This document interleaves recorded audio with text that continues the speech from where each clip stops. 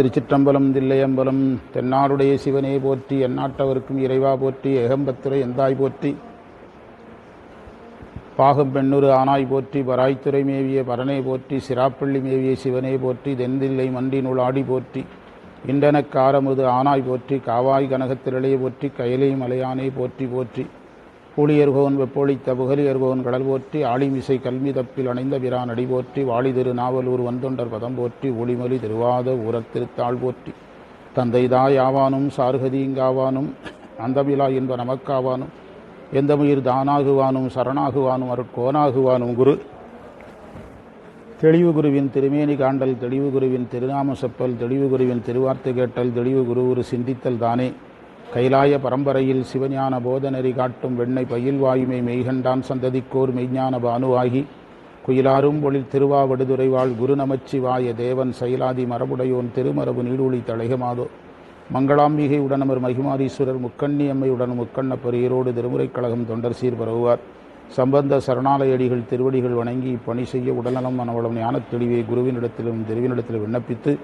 சக்தி விநாயகர் அகிலாண்டேஸ்வரியுடன் அவர் சோழீஸ்வர பெருமான் திருவடிகள் வணங்கி இன்றைய பாடப்பகுதியை தொடங்கலாம். இன்றைய பாடம் சுந்தரமூர்த்தி சுவாமிகள் அருளிய 7ஆம் திருமுறை பதிகை எண் 82 திருச்சுழியல் என்ற தலம். அதற்கான பதிக வரலாறு சுந்தரர் சேரமான் பெருமாள் நாயனாருடன்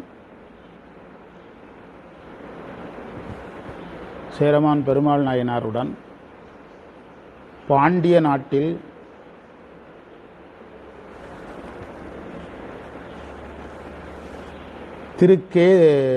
பாண்டி நாட்டில் ராமேஸ்வரத்தை வணங்கி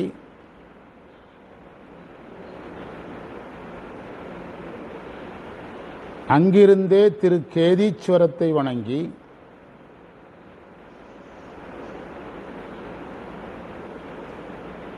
திருச்சுழியலை அடைந்து பாடியது.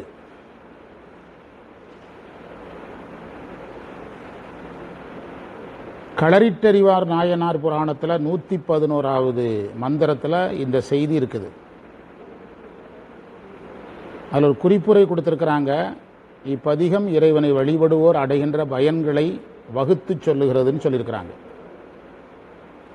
நாம் தேவாரம் படிக்கிறதுக்கு ஒரு விதிமுறைகளை வகுத்திருக்கிறோம், நாமளாக வகுத்துக்கிட்டோம். ஏன்னா அதற்கான வகுப்பு ஒன்றுமே இல்லை நம்மக்கிட்ட.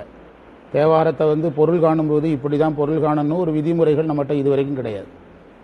நாம் ஒரு விதிமுறை சொல்கிறோம், அதில் சாதனம் இருக்கும், பயன் இருக்கும், குரு இருப்பார், வீடு பேர் இருக்கும், இப்படி சொல்லிக்கிட்டே இருக்கிறோம்.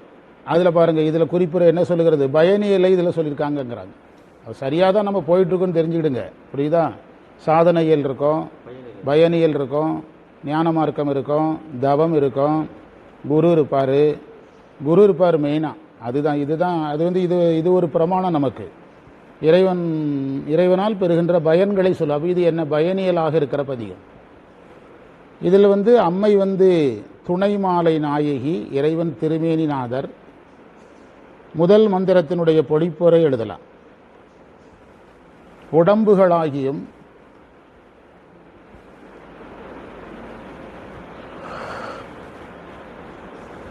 உடம்பில் சேர்கின்ற உயிர்களாகியும்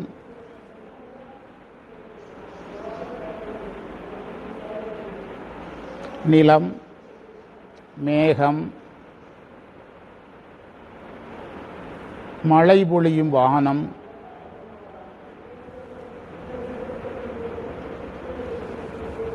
வினைவர காரணமான மனம்,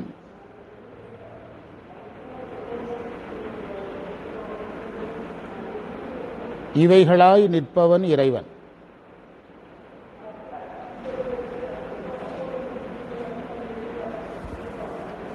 அடுத்த பத்தியா எழுதணும். அந்த இறைவன் எழுந்தருளிய தலம் திருச்சுழியல்.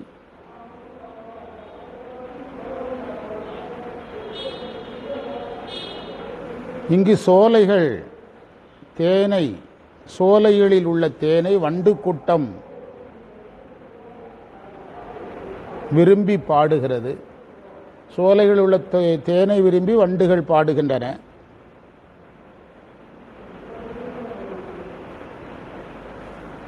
இந்த தலத்தை பல வகையால் நினைப்பவர்களை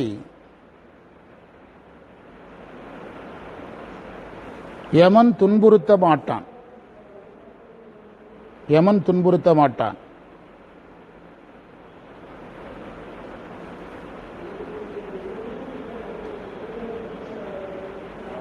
குறிப்புரை: நிலத்தையும் வானத்தையும் சொன்னது அவை உயிர்கள் வாழும் இடங்களாக இருக்கின்றன.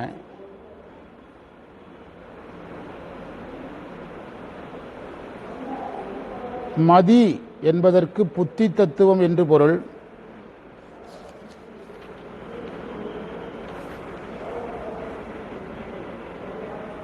புண்ணிய பாவங்கள் புத்தி தத்துவத்தையே பற்றி இருக்கிறது.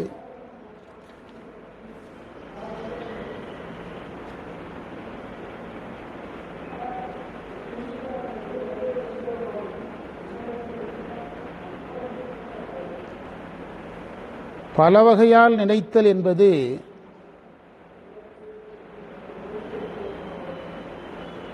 நின்று இருந்து கிடந்து நடந்து,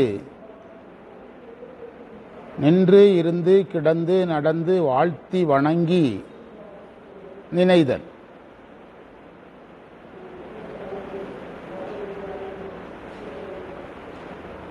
யமன் நலியச் செய்ய மாட்டான் என்பது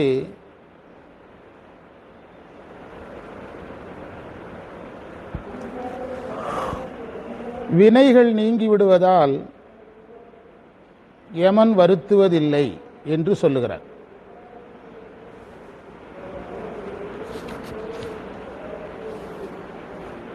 மந்திரத்தை படித்து பார்க்கலாம். ஊனாய் உயிர் புகழாய் அகலிடமாய் முகில் பொழியும் வானாய் வரும் அதியாய் விதி வருவானிடம் பொழிலின் தேனாதரித்து இசை வண்டினம் மிளற்றும். மிளற்றுதல்னா பாடுதல். திருச்சுழியல் நானாவிதம்னா பல வகையால் அர்த்தம். நினைவார் தமை நலியார் நமன் தமரே. நமன் தமர்னா நமது யமதூதர்கள் அர்த்தம். நமன் தமர் என்பதற்கு யமதூதர்கள் என்று பெயர். உரையில் இருக்கிற எல்லா வார்த்தையும் அங்கே இருக்குது.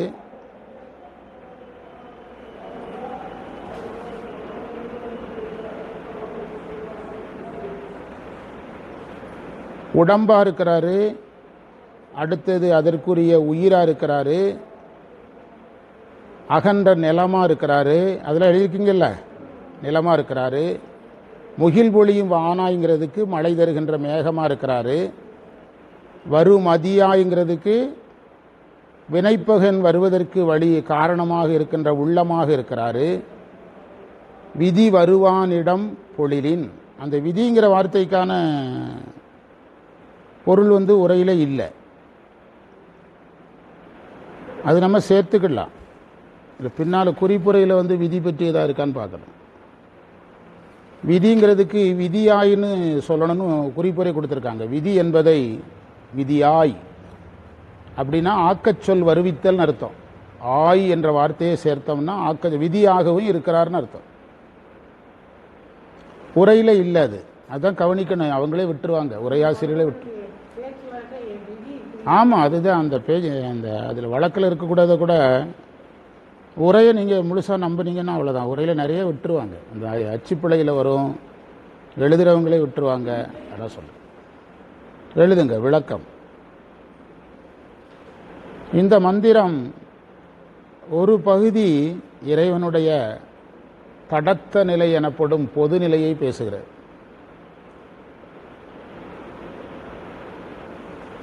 தடத்த நிலை எனும் பொதுநிலையை பேசுகிறது. உடம்பாதல் அப்படி நம்பர் போட்டுக்க எழுதுங்க. உடம்பா அப்படி எழுதுனீங்கன்னா தான் உங்களுக்கு அதை கையாள முடியும். சும்மா நிறைய நெருக்கமாக எழுதுனீங்கன்னா உங்களுக்கு அந்த பேசுவதற்கான அமைப்பு கிடைக்காது. இந்த மந்திரத்தை நம்ம நாளைக்கு பேச போகிறோன்னு நினச்சிக்கிட்டு நடத்தணும். கேட்குறவங்க அப்படி கேட்கணும். அப்படின்னா தான் இந்த மந்திரம் புரியும். ஆமாம். உடம்பாதல். 1 உடம்பு, 2 நிலம், 3 மேகம். மேகல் நின்று மழை பொழியக்கூடிய வானம், அதையும் சேர்த்துக்கலாம். வானம்.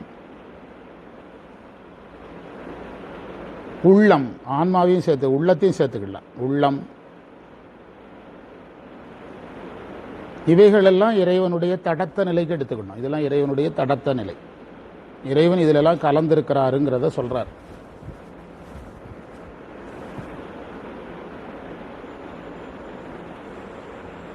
அதே மந்திரத்தில் உயிர்களாக இறைவன் இருக்கிறார்னு சொல்லியிருக்குது. உயிர்களாக இறைவன் இருக்கிறார் என்பதற்கு பொருள் உயிரில் இறைவன் கலந்திருக்கிறார்னு பொருளை தவிர, சைவ சித்தாந்தப்படி பதி வேறு, பசு வேறு, பாசம் வேறு. இப்போ அதுதான் நடத்திட்டு இருக்கிறோம். அந்த பசுவும் பாசமும் ஒன்று தான் சொல்லக்கூடிய மாயாவாதம், ஏகான்மவாதம் இப்போ நடத்திட்டு இருக்கிறோம். இதுக்காக தான் நடத்திட்டு இருக்கிறோம். எப்பெல்லாம் உயிராக இறைவன் இருக்கிறான்னா உயிர் இறைவன் சொல்லக்கூடாது. உயிரில் யார் இருக்கிறா? இறைவன் இருக்கிறான்னு எடுக்கணும். அப்போ அது அங்கு பேசப்பட்ட தத்துவம் இறைவன் அத்விதமாக நிற்றல். சைவ சித்தாந்தத்தினுடைய 2 அடிப்படை கோட்பாடுங்க வந்தாச்சு. என்னதுலன்னா, ஒன்று பொதுவாக நிற்றல், தடத்த நிலையில் நிற்றல். இன்னொன்று எதாக நிற்றல்? அத்விதமாக நிற்றல்.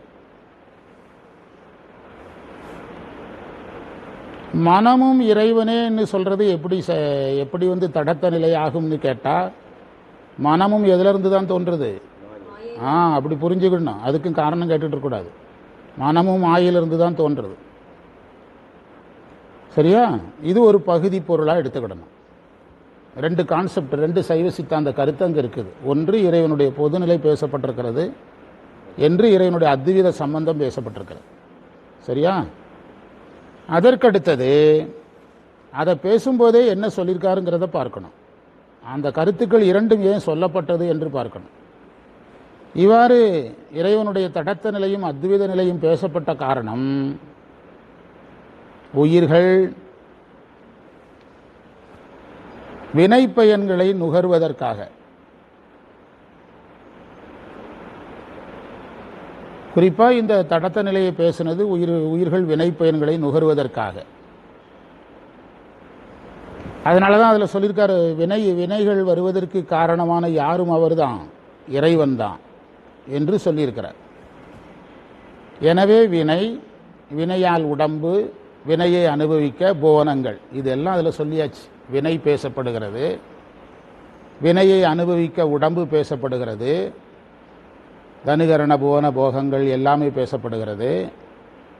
அந்த உயிர்கள் வாழ்கின்ற உலகம் பேசப்படுகிறது, புவனம் பேசப்படுகிறது. தனுகரண புவன போகங்கள் பேசியிருக்காங்கன்னா முடிஞ்சுது. அப்படி பேசிக்கிட்டே இருக்கணும். உங்களுக்கு நீங்கள் ஒரு மந்திரத்தை எவ்வளவு நேரம் பேச முடியுமோ பேசணும். தனுகரண புவன போகங்கள் இருக்குது. தனு உடம்பு சொல்கிறாரு, கரணம் மனம் வந்திருக்குதா, மனம் சொல்கிறாரு, புவனம் நிலம் சொல்கிறாரு, போகம் வினை சொல்கிறாரு, தனுகரண புவன போகம் சொல்லியாச்சு. சைவ சித்தாந்தத்தினுடைய 3வது பெரிய கான்செப்டை கையில் எடுத்திருக்கிறோம். எத்தனை கான்செப்ட் வந்தாச்சு? தடத்த நிலை வந்திருக்குது, தனுகரண புவன போகம் வந்திருக்குது, உயிரோடு எதாக இருப்பது, அத்வித சம்பந்தத்தில் இருப்பது வந்திருக்கிறது. இவை எல்லாவற்றையும் கட்டுநிலையாக எடுக்க வேண்டும். கட்டுநிலையாக, ஏன்னா உள்ளம் வினையெல்லாம் பேசுனதுனால கட்டுநிலையாக எடுக்க வேண்டும். இந்த கட்டுநிலையில் இருக்கிற ஆன்மாக்கள் அடைகின்ற பயன் திரும்ப வருது. இனி வர்றதெல்லாம் பயன். இந்த கட்டுநிலை ஆன்மாக்கள் அடைகின்ற பயனை இனி பேசுறார். அந்த ஆன்மாக்கள் இந்த தலத்து இறைவனை நினைத்தல் பேசுறாரு. நானாவிதம் நினைவாருங்கிறார். சாதனம் இல்லைன்னு சொல்லக்கூடாது இந்த மந்திரத்தில். இதுதான் அவங்களுடைய குறிப்புரைக்கும் நமக்கு உள்ள வித்தியாசம். புரிஞ்சுட்டா இப்போ உங்களுக்கு? இப்போ குறிப்புரையில் இத்திருப்பதிகம் இறைவனை வழிபடுவார் எய்தும் பயன்களை எடுத்து சொல்லுகிறது. சாதனத்தை அவங்க பெருசாக எடுத்து ஃபோக்கஸ் பண்ணலை, வழிபடுவாருங்கிறதோட நிறுத்திட்டாங்க. புரியுதா உங்களுக்கு? இந்த முதல் மந்திரத்திலேயே எதுவும் இருக்கு, சாதனமும் இருக்கு. அதுதான் முக்கியம். அவங்க வழிபடுவார்னு ஒரே வார்த்தையில் முடிச்சுட்டாங்க. அது சாதனம் தான். ஆனால் அப்படி என்ன சொல்லணும்னா, இந்த பதிகத்தில் சாதனையிலும் இருக்கிறது, பயனியிலும் இருக்குன்னு சொல்லணும். ஆனால் எதை தான் ஃபோக்கஸ் பண்ணுறாங்க? நாம் என்ன சொல்கிறோம்னா, சாதனையிலிருந்து தான் எதே வருகிறது, வரும். சாதனையிலிருந்து தான் பயனே வரும். அப்போது இந்த முதல் திருப்பாடல்ல நினைவார் என்று சாதனங்களில் யோகம் பேசப்படுகிறது. யோகம் பேசப்படுகிறது. அந்த நானாவிதம் நினைவாருங்கிறதுக்கு தான் உரையாசிரியர் நின்றும் இருந்தும் கிடந்தும் நடந்தும் வாழ்த்தியும் வணங்கியும் நினைதல். அவை நின்றும் இருந்தும் கிடந்தும். அதில்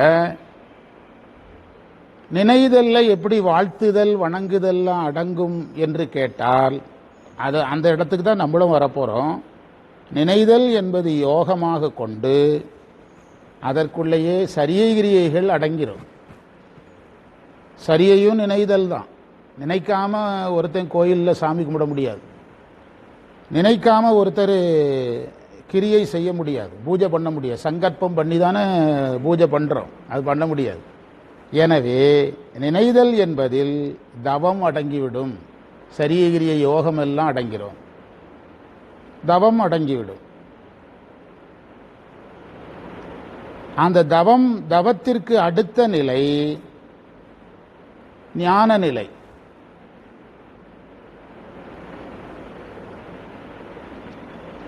இந்த தவத்தின் பயனால் வினைகள் மும்மலங்களும் குறையும். தவத்தினால் இருவினை ஒப்பு வரும், மலபரிபாகம் வரும், சத்தினிபாதம் வரும். தவத்தினால் இருவினை ஒப்பு வரும், மலபரிபாகம் வரும், சத்தினிபாதம் வரும். இருவினை ஒப்பு மலபரிபாகம் இருவினை ஒப்பு என்பது இன்பதுன்பத்தில் சமநிலை. மலபரிபாகம் என்பது ஆணவ மலத்தினுடைய ஒடுக்கம். சத்தினிபாதம் என்பது அருளினுடைய வீழ்ச்சி. இந்த மூன்றும் வரும்போது குரு வருவார். குருவை நம்ம வலிந்து சேர்த்துக்கிடணும். அப்போ பின்னால் வர்ற மந்திரத்தில் உறுதியாக யாரை பற்றிய குறிப்பு கட்டாயம் இருக்கும், குருவை பற்றிய குறிப்பு இருக்கும். வரலன்னா இறைவனையே குருவாக சொல்லணும், இல்லைன்னு சொல்லக்கூடாது. இறைவனையே குருவாக சொல்லணும். குரு வருகை, குரு வந்த பிறகு ஞானம், ஞானம் வந்த பிறகு பேரின்பம். இந்த குரு வருகை பேசப்படலை, ஞானம் பேசப்படலை. அப்போ ஏன் பேரின்பத்தை பேசுகிறோம் அப்படின்னா என்ன காரணம்னா, அதில் எது பாடுறதா சொல்லியிருக்காங்க? வண்டுகள் பாடுறதா சொல்லியிருக்கிறாங்க. அந்த பேரின்ப குறியீடாகிய வண்டுகள் தேனை விரும்பி பாடுது. அது ஆன்மா மேலே ஏற்றணும். பேரின்பத்தை விரும்பி ஆன்மாக்கள் சாதனம் செய்கின்றன. வண்டு தேனை விரும்பி பாடுதுனாலே அங்கே குருவுக்கு நம்ம குருவை உள்ளே கொண்டு வந்துடணும். ஏனென்றால் ஞானம் இல்லாமல் என்ன கிடையாது? பேரின்பம் கிடையாது. ஞானம் இல்லாமல் என்ன இல்லை? பேரின்பம் இல்லை.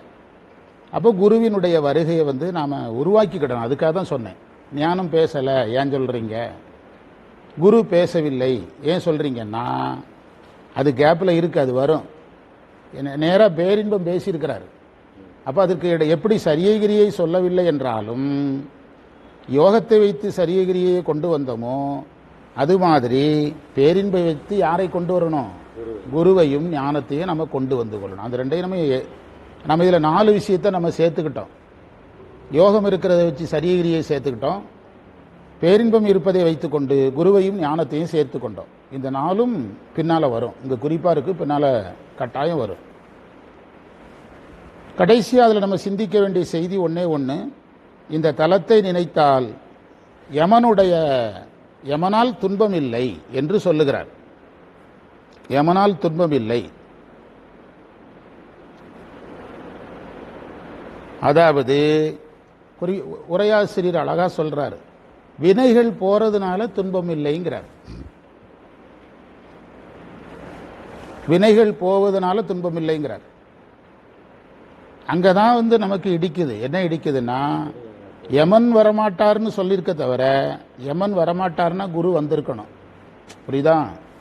யமனுடைய வருகையை யாரு தான் தடுக்க முடியும்? குரு தான் தடுக்க முடியும்.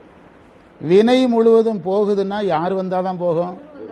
அதனால தான் அதில் குருவை இணைச்சு நீங்கள் உள்ளே போங்கிறேன். புரியுதா உங்களுக்கு? நான் திரும்ப அதனால தான் அழுத்தி சொல்கிறேன். வினை போக வேண்டும் என்றால் நயனத்திக்கு வழங்க குரு வரணும், அதை விரிக்கணும். முதல் மந்திரம் விரிச்சிட்டோம்னா அப்புறம் ஈஸியாயிரும். நயனத்தீக்கு வழங்க குரு வர வேண்டும். அவர் அந்த சாதகனை சிவமாம் தன்மை அடையச் செய்ய வேண்டும்.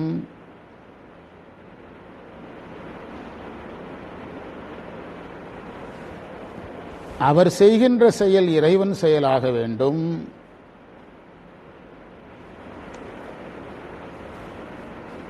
அவருக்கு என்ன வினை வராமல் இருக்கணும்? ஆகாமிய வினை வராமல் இருக்க வேண்டும்.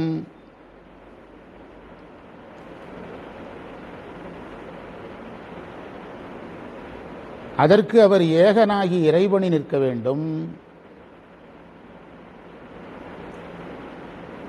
சாதகன் முனைப்பற்றவனாக வேண்டும். செயலெல்லாம் யார் செயல்னு சொல்லணும்? இறைவன் செயல்னு சொல்லணும். அப்படியானால்தான் தீக்கைக்கு பிறகு தீக்கையினால் சஞ்சிதம் நீங்கி தீக்கையினால் பிராரத்தம் எப்படி கழியும்? உடல் ஊழாய் கழிதல். பிராரத்தம் உடல் ஊழாய் கழிந்து ஆகாமியம் வராமல் இருக்கும்படியாக குரு இந்த அருளை செய்யணும். ஆகாமியம் வரும்னா யமன் வருவான், மறந்துடாதீங்க. ஆகாமியம் வரும்னா யார் வருவா? யமன் வருவான். பிராரத்தத்தை உயிர் தான் அனுபவிக்குன்னா யார் வருவா? யமன் வருவான். இப்போ மாணிக்க வாசகர் நரகம் போக தயார்னு சொல்றாருன்னா நரகத்தை அப்படி அனுபவிச்சாலும் அவருக்கு எது அனுபவிக்காது? நரக தண்டனையே உடம்பு தான் அனுபவிக்கணும்.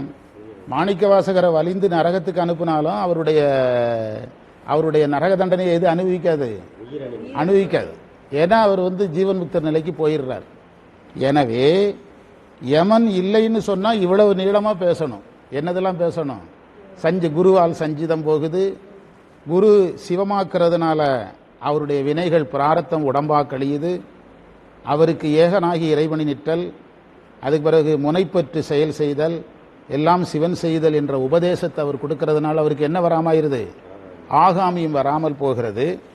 அப்போது அவர் வினையிலிருந்து விடுபடுறார். வினையிலிருந்து போயிடுவார்னு சும்மா சொல்லக்கூடாது, அது சாஸ்திரம் ஏற்காது. வினை நம்ம கோயிலில் போய் சாமி கும்பிட்டோன்னா வினை போயிடும்னு சாஸ்திரத்தில் இடம் கிடையாது. அப்படின்னா 8ஆம் நூற்பால் இப்படி சொல்ல வேண்டியதில்லை. சரீரியா யோகங்களை செய்துளி ஞானத்தை காட்டி அல்லது அப்படி சொல்ல வேண்டியதில்லை. அப்படி அதுக்கு சாஸ்திரத்தில் வேலையே இல்லாமல் போயிடும். புரியுதா? எனவே இவ்வளவு செய்திகளையும் நாம் இங்கே எடுத்துக்கிடணும். இந்த ஒரு மந்திரத்துக்கு நம்ம எடுத்த நேரத்தில் நம்ம ஆட்கள் ஒரு பதிகமே முடிச்சிருப்பானுங்க, அப்படிதானே? இப்போ இந்த மந்திரத்தில் நம்ம பேசுனதெல்லாம் நான் சுருக்கமாக சொல்கிறேன், எழுதிடுங்க. உங்களுக்கு இதுக்கே தலையெல்லாம் சுத்துதா? ஆமாம், சுத்தினாலும் சுத்தம். ஏன்னா அப்படி கதை கேட்டு பழகிட்டீங்களாச்சு. 500 யுகமாக கதை கேட்டு இப்படி ஆயாச்சாச்சு. ஆமாம், வேற வருது. அதான் வேற நிச்சயமா. நம்ம அந்த கிராமத்தில் யாரும் இல்லைனாலும் பேசுகிறோம்ல, அது நீங்கள் பெரிய ஆட்களெல்லாம் பேச மாட்டாங்க. நீங்கள் சைவத்தில் பெரிய ஆட்களை பேச சொன்னீங்கன்னா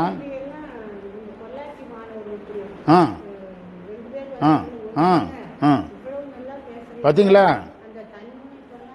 இல்லாமல் நம்ம இயல்பாக பேசுகிறோம். சும்மா ஜோக் சொல்லிக்கிட்டு ஜோக் அடிக்கிட்டு சொல்லிக்கிட்டு அதெல்லாம் நம்ம செய்கிறது இல்லையா? அங்கே ஒரு தடவை கருத்தரங்கு போடுவோம். அங்கே உங்கள் வகுப்பில் நீங்கள் ரெடி பண்ணால் வர்றோம். நமக்கு திருமடத்தில் சொற்பொழிவு சனிக்கிழமை, நாளை அடுத்து திருமடத்தில் சொற்பொழிவு பெரிய புராணம். அப்பர் சுவாமிகளுடைய இது வருதுல குரு பூஜைக்காக சித்திரை குரு பூஜையில் முதல் நாள் சொற்பொழிவு நமக்கு சதயம் ஆன்லைனில். ஆமாம், முதல் நாள் சொற்பொழிவு நமக்கு திருநாவுக்கரசர் புராணத்தில் முதல் நாள் சொற்பொழிவு நாளை அடுத்து. எல்லாரும் ரெடி ஆகிடுங்க. அதுக்கு தான் சொல்கிறேன், அறிவிப்பாக சொல்லிட்டு இருக்கிறேன். எல்லாரும் முன்னால் ரெடியாகி எல்லாரும் வந்துருங்க. மது எல்லாம் வந்துரு, வீட்டில் வரக்கூடியவங்க வந்துருங்க. டைம் எல்லாம் இப்போ போடுவாங்க. இனி ஒன்று உறுதியாக தெரியலை. இயக்குனர் ஐயா பேசுனாங்க, சரி சாமின்னு சொன்னோம். தம்பிரான் சாமிகிட்டையும் பேசினேன். அதெல்லாம் நீங்கள் நம்ம திருமுறையோடு இருந்தால் அதுக்கான வேலைகள் வரும். என்ன சொல்கிறீங்க? திருமுறை கூடவே நம்ம இருக்கணும், உண்மையாக இருக்கணும்.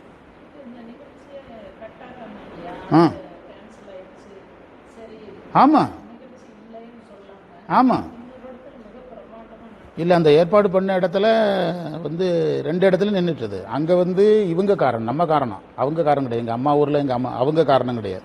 நிகழ்ச்சி நடத்துகிறவங்க வரலன்ட்டாங்க. அவங்க அம்மாவுக்கு உடம்பு சரியில்லை, ஹாஸ்பிட்டலில் இருக்கிறாங்க. இங்கே வந்து அங்கே கோயில் காரணம். அப்போ அவங்க வேண்டான்னு சொல்லலை, வாங்க ஏற்பாடுகளை குறைச்சிக்கலாம். நாங்கள் ஏற்பாடு குறையானா நம்ம போகலாம். குழந்தைகளை எப்படி ஏற்பாடு குறைவா பெற்றோர்கள் வந்து எதிர்பார்ப்பாங்க. குழந்தைகளை ஃபோக்கஸ் பண்ணுறதுக்கு தானே நிகழ்ச்சி பண்ணுறோம். நீங்கள் வந்து அங்கே ஒன்றுமே இருக்காது நிகழ்ச்சி பண்ணுன்னா எப்படி குழந்தைகள் ஃபோக்கஸ் ஆகும்? வேண்டான்னு நான் தான் சொன்னேன். சொல்லிவிட்டு நம்ம வந்து நிறைய இடங்களை பிளான் பண்ணணும். நான் வந்து 4-5 ஊர் பிளான் பண்ணேன். திருப்பூர் போகலாமா, தாராபுரம் போகலாமா, அல்லது நம்ம கோயில் இங்கே வைக்கலாமா, சிவஸ்தி காலனி வைக்கலாமா, பொள்ளாச்சியில் வைக்கலாமா, எல்லாமே யோசித்தேன். அதுக்கு பிறகு உடனடியாக அதில் வந்து இறங்கி அடிக்கிறதுன்னா அவங்களால தான் முடியும். இறங்கி அடிக்கணும், கொஞ்சம் பிரம்மாண்டமாக இறங்கி அடிக்கணும். இட வசதி, அதனால் டக்குன்னு அவங்ககிட்ட கொடுத்து நல்லபடியாக செஞ்சு. இட வசதி நல்லா இருந்தில்ல. அதாவது நான் இது வந்து நமக்குன்னு இல்லை, ஒரே ஸ்டாண்டர்ட் விதி தான். விவேகானந்தர் சொன்னது, உனக்கு சுயநலம் இல்லை என்றால் நீ உண்மையாக இருந்தால் எல்லா செயல்களும் ஜெயிக்கும். அது யாரா வேணாலும் இருக்கலாம். ஆமாம், நமக்கு அதில் ஒரு எதிர்பார்ப்பு இருந்தாலோ அல்லது உண்மை பொய் இருந்தாலோ நம்ம ஜெயிக்க முடியாது. அது இறைவன் எங்கேயாவது கட்டையை போட்டு விட்டுருவார், உண்டா இல்லையா? ஆமாம், பிரேக்கை போட்டு விட்டுருவார், பிரேக்கை அத்து விட்டுருவார். ஆமாம், அதனால் பிரேக்கை அத்து விட்டுருவார். அதனால தான் கவனமாக இருக்கணுங்கிறது, நம்ம ரொம்ப கவனமாக இருக்கணும்னு சொல்கிறோம். அது இப்போ நம்ம இந்த மந்திரத்தில் படித்ததையெல்லாம் ஒரு தடவை எழுதுங்க பார்க்கலாம். 1, தடத்த நிலை பேசுகிறது, இப்படி படிக்கணும். 2, அத்வித சம்பந்தம் பேசப்பட்டிருக்கிறது. அத்வித சம்பந்தம் ஏன் பேசப்படுகிறது என்றால், அகத்துரு நோய்க்கு உள்ளினரன்றி சகத்தவரும் காண்பாரோ காண் அப்படின்னு ஒரு திருவருட்பயன் மந்திரம் இருக்கு. இறைவன் அத்விதமாக இருந்தாதான் அந்த உயிருக்கு நம்ம என்ன செய்யணுங்கிறத என்ன செய்ய முடியும். இறைவன் எல்லாத்திலும் அத்விதமாக தான் இருக்கிறாரு. வினையில அகத்துரு நோய்க்கு தொடங்குற மந்திரம்னு போட்டால் போதும். அதுக்கு என்ன பொருள்னா, ஒரு வீட்டில் இருக்கிறவனுக்கு என்ன நோய்ங்கிறது வீட்டுக்குள்ள இருக்கிறவனுக்கு தெரியும். அதுமாதிரி உயிருக்கு என்ன பிரச்சனைங்கிறது யாருக்கு தெரியும்? அதனால இறைவன் அத்விதமாக இருந்து அந்த உயிரை பார்க்கிறார். தடத்த நிலைங்கிறதும் அத்விதம் தான். ஆன்மாவில் அத்விதமாக இருக்கிறதுக்கும் இதில் தடத்த நிலையில் அத்விதமாக வேறுபாடு என்னன்னா, அது சடப்பொருளில் இருக்கிறாரு, இது சித்து பொருள். ரெண்டுமே அத்விதம் தான் சைவ சித்தாந்தப்படி. ஆன்மாவில் அத்விதமாக இருத்தல் பேசப்பட்டிருக்கிறது. 3வது, உயிர்கள் பிறப்பதற்கு தேவையான தனுகரண புவன போகங்கள் பேசப்பட்டிருக்கிறது. உடம்பு பேசியிருக்கிறாரு தனு, மனம் பேசுகிறாரு கரணம், நிலம் பேசுகிறாரு புவனம், வினை பேசுகிறாரு போகம். இப்படி படித்தாதான் உங்களுக்கு தேவாரம் அவங்க என்ன எழுதுனாங்களோ அதை வந்து நம்ம உயிரில் கொஞ்சமாவது ஒட்டும் நான் சொல்லலை, கொஞ்சமாவது ஒட்டும். அந்த தனுகரண புவன போகங்களை பேசியிருக்கிறார். பிறகு அடுத்து சாதனத்துக்கு வந்துடுங்க. நினைதல் என்ற சாதனம் பேசப்படுறதுனால அதற்கு முந்தைய 2 சாதனங்களை நம்ம எடுத்திருக்கிறோம். என்னதெல்லாம்? சரியகிரியை எடுத்திருக்கிறோம். எனவே தவம் நிறைவாகிறது. அதில் சொல்லப்படாத சரியகிரியை எடுத்துக்கொண்டது போல நினைவாறு சொன்னதுனால சொல்லப்படாத சரியகிரியை எடுத்தோம். தேன் பற்றி பேசினதுனால சொல்லப்படாத குருவையும் ஞானத்தையும் எடுத்துக்கொள்ளணும்.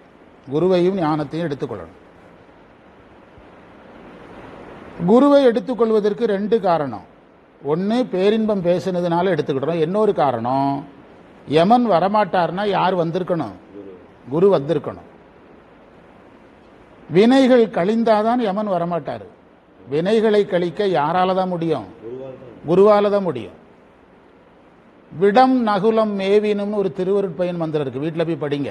விடம் நகுலம் மேவினும்னு ஒரு திருவருட்பயன் மந்திரம் இருக்குது. அந்த மந்திரம் என்ன சொல்லுதுன்னா, பாம்புக்கு பகை கீரி. பாம்புக்கு பகை என்னது? பாம்புக்கு பகை கீரி. ஆணவமலத்துக்கு பகை இறைவன். பாம்புக்கு பகையாக இருக்கிற கீரி வர்றதுனால பாம்பு விஷம் போகாது. கீரி மந்திரத்தை சொல்லி மாந்திரீகனாக இருக்கிற யார் வரணும்? கீரிக்குரிய மந்திரத்தை சொல்ல மாந்திரீகன் வரணும். கீரி வந்து எந்த பிரயோஜனமும் கிடையாது. அதே மாதிரி ஆணவ மலத்திற்கு பகைப்பொருள் இறைவன். இறைவன் இறைவனா வராம யாரா வரணும்? குருவா வரணும். அந்த இறைவனுக்குரிய மந்திரத்தை சொல்லி கொண்டிருக்கக்கூடிய குருவாக வந்தாதான் அந்த வினை என்ன செய்யும்? போகும். எனவே நாம் இந்த தலத்தில் வழிபட்டாலும் இந்த வினை நீக்கம் என்பது அந்த தலத்து இறைவனே யாராக வந்து நீக்குவார்? தலத்து இறைவனே குருவாக வந்து அல்லது ஒரு குருவை நமக்கு தந்து நீக்குவார் என்று பொருள் எடுக்கணும். தந்து நீக்குவார் என்று பொருள் எடுத்துக்கொள்ள வேண்டும்.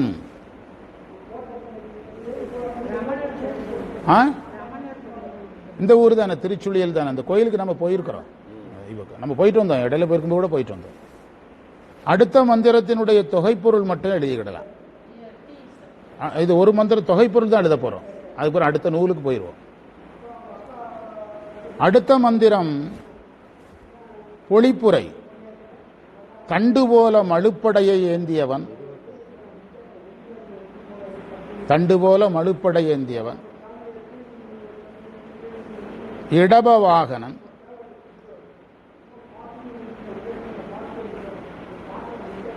நஞ்சுண்டவன்,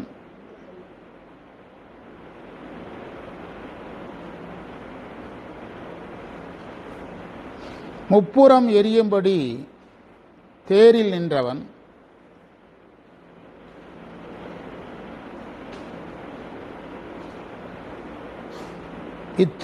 இத்திருச்சுழியல் சென்று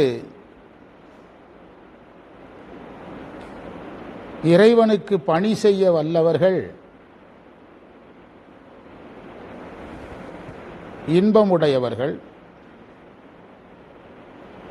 துன்பம் இல்லாதவர்கள்.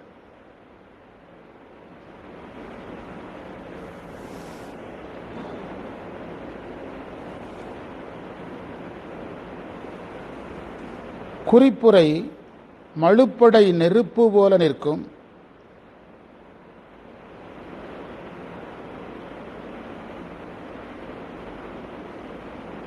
நன்மை என்ற வார்த்தைக்கு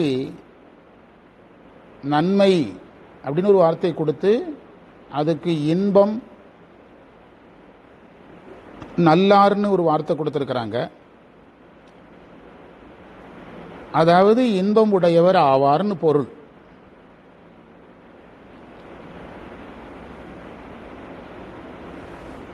மழுப்படை உடையவன் என்பதனால் மழு என்பது ஞானம், மும்மல நீக்கம். நம்ம பேசுனது எல்லாம் வந்தாச்சு, புரியுதா? முதல்ல நாமளா பில்டப் பண்ணோம். அது நம்ம பெரிய புராணம் பேசும்போது டாக்டர் அம்மாலாம் சொல்லுவாங்க. அதாவது திருமுறை ஆசிரியர்களே நம்ம பேசுகிற விஷயத்தை சொல்லுவாங்க. அவங்க சொன்ன பிறகு சொல்லக்கூடாது, அதுக்கு முந்தியே சொல்லணும். அப்படின்னா தான் அது நம்ம திருமுறையை உணர்தல். மழை வந்த பிறகு உடுமலைப்பேட்டையில் சாயங்காலம் 5 மணிக்கு மழை வந்த பிறகு உடுமலைப்பேட்டையில் 5 மணிக்கு மழை பெய்யும்னு சொல்லக்கூடாது. மழை பெய்யுங்கிறத அதுக்கு முந்தின நாள் 5 மணிக்கு சொல்லணும், புரியுதா? அதே மாதிரி தான். ஆமாம். இப்போ மழு என்பது என்னது? ஞானத்தை குறித்தது மும்மல நீக்கம். ஞானத்தை குறித்ததுன்னு சொன்னாலே போதும். ஞானத்தை குறித்தது. ஞானத்தை தர்றது யாரு? குரு. ஞானத்தை தருவது இறைவன். யாரா வரணும்? குருவாக வந்து குருவாக செயல்பட்டாதான் ஞானம் வரும். முப்புறம் எரித்தது என்ன நீக்கம்? முப்புறம் எரித்தது மும்மல நீக்கம். அப்போ மல நீக்கம் வந்தாச்சு. அதுக்கு தான் நம்ம அங்கே 15 நிமிஷம் எக்ஸ்ட்ரா பதிவு பண்ணோம். அதில் வந்தாச்சு. இடப வாகனம் என்பது அறத்தை குறித்தது. இதில் முப்புறமும் இடபமும் சேர்ந்து வர்றதுனால திருமாலை கூட நீங்கள் இடபமாக சொல்லணும்னா சொல்லலாம், சொல்ல வேண்டும் என்றால் சொல்லலாம். இப்போ நம்ம பேசின செய்தி இன்னும் வலுப்பெறுகிறது. என்னன்னா, தொண்டே செய்ய வல்லார் அவர். 4வது வரி பாருங்க. தொண்டே செய்ய வல்லார். தொண்டே செய்ய வல்லாருங்கிறத மட்டும் எடுங்களா. பணி செய்ய வல்லவர், பணி செய்ய வல்லவர் அப்படின்னா சிவஞான போதத்தில் பணிங்கிறது எங்க பேசியிருக்குது? 7ஆம் நூற்பாவிலையா 6ஆம் நூற்பாவிலையா எங்க பேசுறாங்க? 10ஆம் நூற்பாவில் தான் அவனே தான நெறி ஏகனாகி மலமாயதனோடு வல்வினை என்ற. எத்தனாம் நூற்பாவில்? 10க்கு முந்தி 9, 9க்கு முந்தி யார் வரணும்? அதைத்தான் இவ்வளோ நேரம் பேசணும். பணி செய்வது என்பது 8ஆம் நூற்பாவில் குரு வந்து உபதேசித்த பிறகுதான் பணி செய்ய முடியும். அதற்கு முன்று செய்கின்ற பணிகள் அருள்வழி செய்கின்ற பணிகள் அல்ல. சுந்தரர் அருள்வழி செய்யாத பணியை பற்றி என்ன செய்ய மாட்டாரு, பேச வேண்டியதில்லை. புரியுதா? அருள்வழி நில்லாமல் செய்கின்ற பணிகள் நம்மை பக்குவப்படுத்துமே தவிர இங்கே பேசுவது போல பேரின்பத்தை எல்லாம் என்ன செய்யாது, வினைகளை எல்லாம் போக்காது. நம்மை பக்குவப்படுத்தும், அடுத்த நிலைக்கு அழைச்சிட்டு செல்லும். அருள்வொழியில் இல்லாமல் நீங்கள் பணி செஞ்சால் சரியில் செஞ்சால் கிரியில் கொண்டு விடும், கிரியில் செஞ்சால் யோகத்தில் கொண்டு விடும். இப்படி படிநிலைகள் கடத்துமே தவிர வினை நீக்கமெல்லாம் வராது. எனவே 8ஆம் நூற்பாவில் வருகின்ற குரு உபதேசம் செய்து 9ஆம் நூற்பாவில் குரு சொன்னவாறு 5 எழுத்தை ஓதி சிவோகம் பாவனை செய்து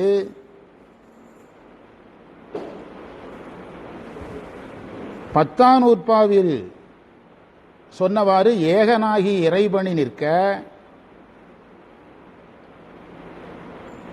அந்த நூற்பாவை திரும்ப சொல்லுங்க. அவனே தானே ஆகி அன்னறி ஏகனாகி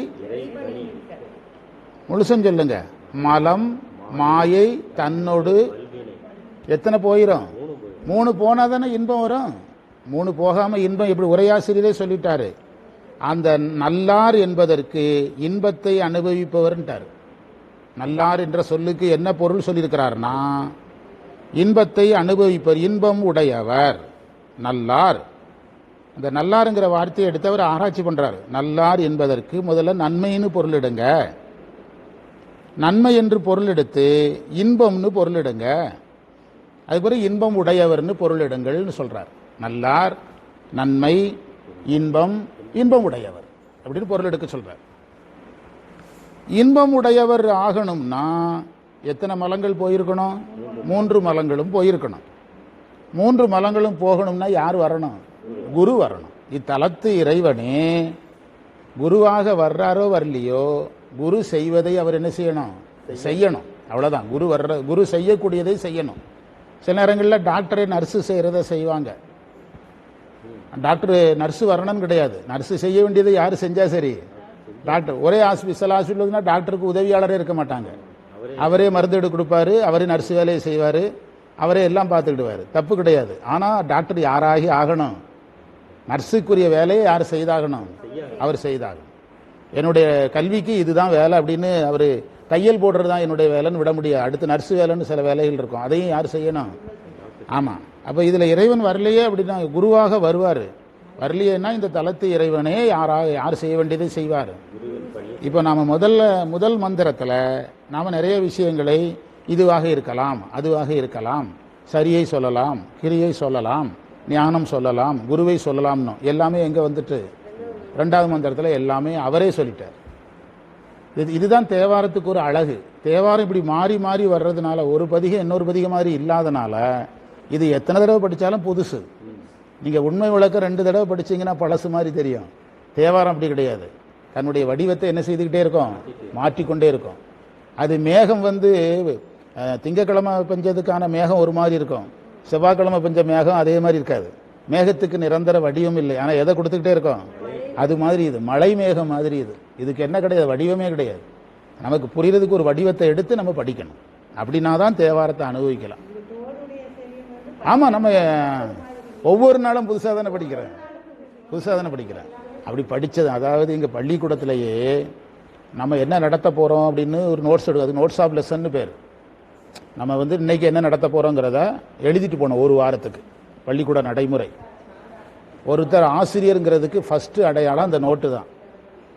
சிஓ வந்தோடனே எதை தான் கேட்பாங்க? நோட்ஸ் ஆஃப் லெசன் தான் கேட்பாங்க. ஆக்சுவலாக நம்ம நடத்த போகிற பாடத்துக்கும் அந்த நோட்டுக்கு எந்த சம்மந்தமும் இருக்காது. ஆனால் அதுதான் ரெக்கார்டு. நான் வேலை பார்க்குற காலத்தில் பொதுவாக எல்லா ஆசிரியர்களும் பழைய நோட்ஸ் ஆஃப் லெசனை கையில் வச்சுருப்பாங்க. இப்போ 18-19 நோட்டை வச்சுக்கிட்டு 19-20க்கு எழுதுவாங்க. நான் அப்பவும் கூட பழைய நோட்டை பார்த்து எழுதுகிற பழக்கம் கிடையாது. உங்களுக்கு தோருடைய செவின்னு நான் பழைய நோட்ஸை எடுத்துகிட்டு வர்றது இல்லையே, புதுசாக தானே எழுதுகிறேன். அதனால தான் நமக்கு புதுசாக தோணுது. அதாவது உழைக்க ரெடியாக இருக்கணும், உண்மையாக இருக்கணும், படித்ததை கடைப்பிடிக்கணும். இப்படி ஒரு 5 விதி நம்ம வகுத்து கொடுத்தோம். முதல்ல உண்மையாக இருங்கள், உழைக்க ரெடியாக இருங்கள், கற்றதை என்ன செய்யுங்க? கடைப்பிடியுங்கள். அதாவது குருவை நம்புங்கள். குருவை நம்புங்கள்னு என்ன அர்த்தம்னா, வகுப்பின் மேல் மதிப்பு வையுங்கள், குருவின் மேல் நம்பிக்கை வையுங்கள். நம்பிக்கை வையுங்கள்லாம் என்ன அர்த்தம்னா, இவர் வீடு பேர் தருவார்னு கிடையாது. அவர் எடுத்த பாடத்தை நமக்கு நடத்தி தருவார். என்ன நடந்தாலும் சரி, அவருக்கு 1000 பிரச்சனை இருந்தாலும், எப்படி டாக்டர் மூட விட்டா இருந்தாலும் ஃப்ரெஷ்ஷாக இருக்கிற மாதிரி நம்மகிட்ட பேசிட்டு இன்ஜெக்ஷனை போடுறாருல, அவருக்கு 1000 பிரச்சனை இருந்தாலும் முகத்தில் காட்ட மாட்டார். அதுபோல் அவர் வேலை செய்வார் நம்பணும். இதில் இல்லாமல் நீங்கள் யாராக இருந்தாலும் நீங்கள் என்னதான் பண்ணினாலும் இறைவன் கேட்டு திறக்கணுமே. இறைவன் என்ன செய்யணும்? கேட்டை திறக்கணுமே. அவர் இதையெல்லாம் பார்த்து தான் திறப்பார். உண்மையாக இருக்கிறானான்னு பார்ப்பார். உழைக்க ரெடியாக இருக்கணும். சைவத்தில் எதுதான் பெஸ்ட்டு? உழைக்க, கடன் பணி செய்ய உழைக்க ரெடியாக இருக்கணும்னு பார்க்கணும். படித்ததை என்ன செய்யணும்? கடைப்பிடிக்கணும். சொல்லணும், கடைப்பிடிக்கணும். சொல்கிறதே ஒரு கடைப்பிடித்தல் தான். சொல்லணும், படித்தது தான் சொல்லணும், கடைப்பிடிக்கணும். ஆமாம், படிக்காது சொல்லக்கூடாது. அதனால தான் ஞான படிநிலைகளில் கேட்டல் இருந்து ஆரம்பித்தாங்க. படித்தல் இல்லை பாருங்க. படிக்கிறது முதல்ல குரு வேலை. குரு படிச்சுட்டு வருவார், நீங்கள் கேட்கணும். அதுக்கு பிறகு நீங்கள் ஒரு கட்டத்தில் நீங்களே படிக்க ஆரம்பிப்பாங்க. அது யாரே சொல்லுவார்? குருவே சொல்லுவார். நாமளே நம்ம பிள்ளையை வளர்க்குறோம், நாமளே நம்ம பிள்ளையை இன்னொரு இடத்துக்கு அனுப்பி வைக்கிறோம்ல. அது ரெண்டையும் நம்ம தானே செய்கிறோம். அதே மாதிரி அந்த படிநிலைகளில் நம்மளா நமக்குன்னு சுயமாக இதுதான் சரி அதுதான் சரின்னு ஒரு விதியை போட்டுக்கிட்டாச்சுன்னா அது இறைவன் கேட்டு திறப்பாரா திறக்கலையா அவற்றை தான் கேட்கணும். நம்ம அது சரியான பாதை இல்லைங்கிறோம். புரியுதா? அதையெல்லாம் இதில் நம்ம பார்த்துருக்குறோம். அற்புதமான ஒரு பதிகம், நல்ல தொடக்கம். இதை தொடங்கி உள்ளே போனோம்னா யாரையெல்லாம் பார்க்கலாம்? குரு வர்றதெல்லாம் நம்ம ஞானத்தை வர வைக்கணும், குருவை வர வைக்கணும். சரியகிரியை வர வச்சா வேலை முடிஞ்சுது. மற்ற எல்லாம் வந்துடும், பார்க்கலாம். இது நிறைவு. சிவாய நம. திருச்சிற்றம்பலம்.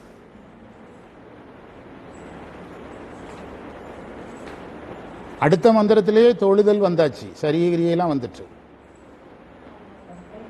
ஆமாம், அடுத்த மந்திரத்தில்